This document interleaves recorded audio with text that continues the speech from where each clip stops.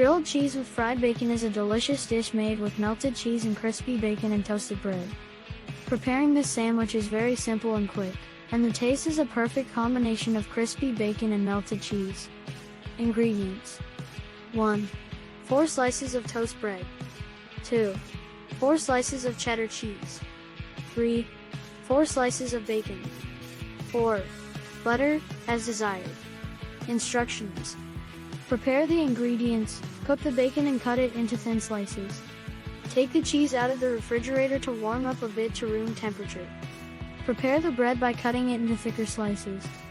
Heat a skillet over medium heat. Place the bacon on the skillet and fry for 5 to 7 minutes until it becomes crispy and golden brown. Place the bacon on a paper towel to drain.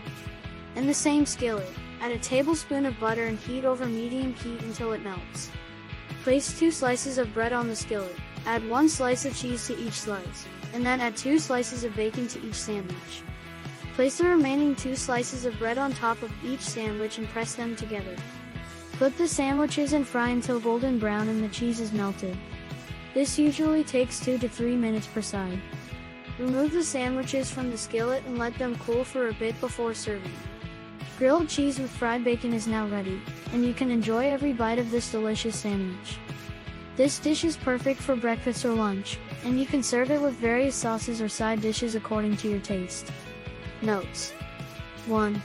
If you want to vary, you can use various types of cheese, such as mozzarella, Gouda, or Emmental, and combine them with different types of bacon, such as smoked bacon or pancetta.